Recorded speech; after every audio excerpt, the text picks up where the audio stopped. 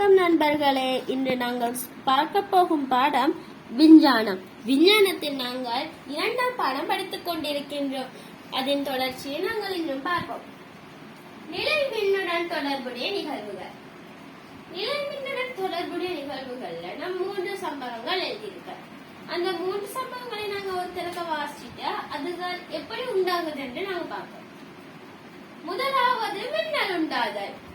உடைகளை அழுத்தும் போது திக்கொலி உண்டாதல். மூன்றாவது தொலைக்காட்சி திரைக்கு அருகே கையை கொண்டு செல்லும் போது உலோகம் கவரப்படும். இப்ப மின்னல் உண்டாதல். இப்ப மேகங்கள் ஒன்றோடு ஒன்று உருசுதன் காரணமாகத்தான் மின்னல் உண்டாகுது. இப்ப மின்னல் வரும்போதும் முதல் வெளிச்சம் தான் வருது.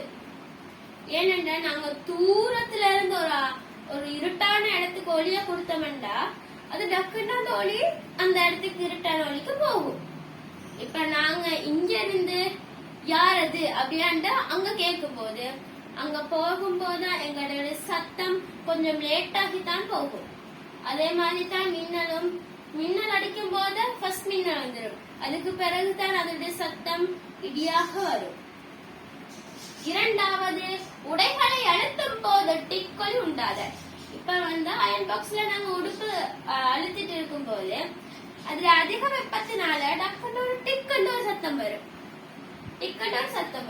மூன்றாவது தொலைக்காட்சி திரைக்கு அருகே கையை கொண்டு செல்லும் போது உரோமம் கவரப்படும். இப்ப நாங்க இதை பார்ப்போம். இதை ஒரு தொலைக்காட்சின்னு எடுத்துக்கணும். இப்ப எங்களோட கைகள்ல உரோமங்கள் இருக்குது.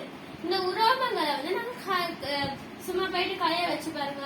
எங்களோட கையில இருக்கிற ரோமங்கள் அதோட ஒற்ற மாதிரி ஒரு இதா இருக்கும். அதைத்தான் சொன்னாங்க தொலைக்காட்சி திரைக்கு கையை அருகே கொண்டு செல்லும் போது உரோமம் கவரப்படும். இப்ப நாங்க புதுசா ஒரு சாப்டருக்கு போறோம்.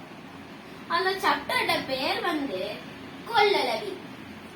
கொள்ளளவி என்ன உங்களுக்கு என்னன்னு தெரியுமா? ஃபர்ஸ்ட் கொள்ளளவி என்றால் என்னது நாங்க பாத்துட்டு போவோம்.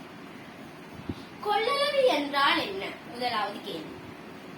நிலை மின்னேற்றத்தை தற்காலிகமாக சேமித்து வைக்கக்கூடிய உபகரணம் கொள்ளளவி எனப்படும்.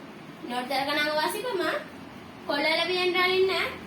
நிலை மின்னேற்றத்தை தற்காலிகமாக சேமித்து வைக்கக்கூடிய உபகரணம் கொள்ளளவி எனப்படும்.